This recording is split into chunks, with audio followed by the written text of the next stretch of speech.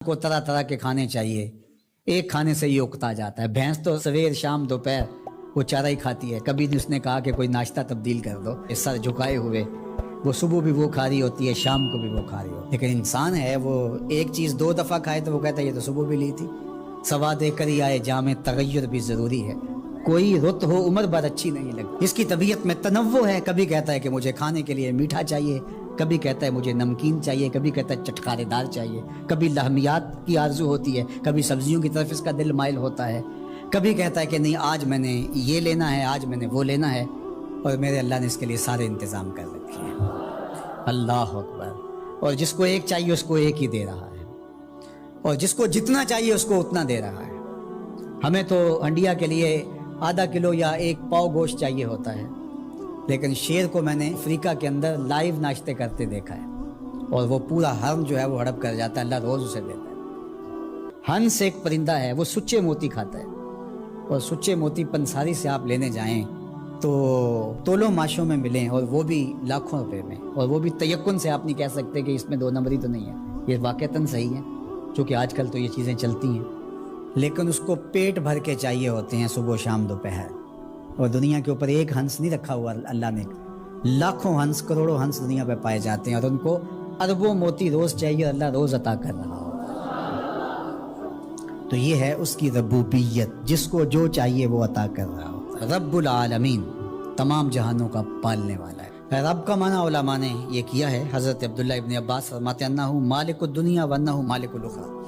ये दुनिया का भी मालिक है और आखिरत का भी मालिक है। रब ये सिर्फ दुनिया में ही नहीं, आखिरत के अंदर भी उसके खाने करम पे लोग पल रहे होंगे, और दुनिया में भी उसके खाने करम पे लोग पल रहे हैं। अब आलम क्या है? मा सिवल्लाह को आलम कहते हैं। उलमा ने इस पर बहुत कुछ लिखा, लेकिन हज़रत वहब बिन मुनब्बा रज़ी अल्लाह तआला अन्हु फरमाते हैं कि 18,000 आलम हैं, उनमें से एक आलम ये आलम दुनिया है। बहुत सारी चीज़ें हैं, हमारी इंसान की पहुँच ही वहाँ तक नहीं है। वमा यालमु जुनूद रब्बिका इल्ला हु। अल्लाह के लश्करों को कौन जाने? अल्लाह वही जानता है उसने क्या क्या पैदा किया। इंसानी मुर्ग़ अकल थक के गिर जाता है। अल्लाह अकबर। तो कहा रब्बुल आलमीन, तमाम जहानों का पालने वाला। अच्छा, यहाँ रब्बुल मुस्लिमीन नहीं कहा गया, रब्बुल मुतीईन नहीं कहा गया, रब्बुल मुत्तकीन नहीं कहा गया। सिर्फ नेकोकारों का, अच्छे लोगों का रब हो। जो नहीं मानते वो उनका भी रब है, जो इनकार करते हैं उनका भी रब है। अल्लाह अकबर। ये उसकी रबूबियत की शान है कि वो अपनों बेगानों को सबको नवाज रहा है। और अगर आपकी तवज्जो हो तो यहाँ एक जुमला और कहना चाहूँगा। रब का लफ्ज़ जो है वो वाहिद है, और आलमीन जमा है। रब्बुल आलमीन, एक रब इतने जहानों को पाल रहा है, एक रब इतने जहानों को पाल रहा है। चलो इससे आगे एक और बात करूँ। रब वाहिद है और आलमीन जमा है, तो एक रब के कई बंदे हो सकते हैं, एक बंदे के कई रब नहीं हो सकते। इसलिए रब को वाहिद रखा, आलमीन को जमा रखा। क्योंकि अगर एक खादिम जो है, एक गुलाम 5-6 आका रखे, तो एक कहे पानी लेके आओ, और दूसरा कहे कि मेरे हुक्के में आग भरो, और तीसरा कहे तो वो किधर जाएगा किधर जाएगा। और एक आका 100 खादमों से भी काम ले रहा है। तो रब को वाहिद रखा, आलमीन को जमा रखा। इसलिए बंदे का रब एक ही हो सकता है, 360 नहीं हो सकते। रब एक ही होगा, और एक रब के ही बंदे जो हैं वो हजारों हैं। वो तमाम जहानों को पाल रहा है। क्यों पाल रहा है? कोई ज़रूरत है उसे? जो भी है, बाप औलाद को पालता है तो उसके जहन के किसी गोशे में होता है ये बुढ़ापे का सहारा बने। शागिर्दों को उस्ताद पढ़ा रहा होता है, उसके जहन में होता है कि कल ये मेरे काज में मेरे साथ खड़े हो जाएंगे, मेरे साथी होंगे। मुलाजमों के साथ उनका बास खड़ा होता है तो उनसे काम लेना होता है, गर्ज होती है। तो अल्लाह इतने जहानों को पाल रहा है, तो क्या गरज है? अर्रहमान रहीम, महज रहमान है ना, उसे कोई गरज नहीं। वो रहमान है और रहीम है, और यूं ही पाल रहा है। जो नहीं मानता उसे भी पाल रहा है, और जो मान रहा है उसे भी पाल रहा है। अल्लाह अकबर। वो रहमान हुआ, वो रहीम हुआ। ऐसा नहीं हुआ कि एक बिल्ली को बहुत ज़्यादा खुराक दे दी गई और वो फूल फूल के हाथी जितनी हो गई, और ऐसा कभी नहीं हुआ कि एक हाथी को खुराक कम मिली और वो चूहे जितनी रह गई। जिसकी जो फितरी इस्तेदाद अजली जो उसने खुद मुकर्रर की हुई है, उसके मुताबिक उसकी ग्रोथ होती है, और उसके मुताबिक उसकी तरबियत करना है। खुलासा है पूरे कुरान का सूरा अल फातिहा। जो सारे मज़ामीन हैं पूरे कुरान में, वो सिमट के सूरा फातिहा के अंदर आ गए हैं। तो इसका आगाज़ अल्लाह की حمد سے ہو رہا ہے الحمدللہ، تمام خوبیاں اللہ کے لیے۔ کسی کے اختیاری حسن پر، کسی کے اختیاری جمال پر جو ثنا کی جاتی ہے، ستائش کی جاتی ہے، اسے حمد کہا جاتا ہے۔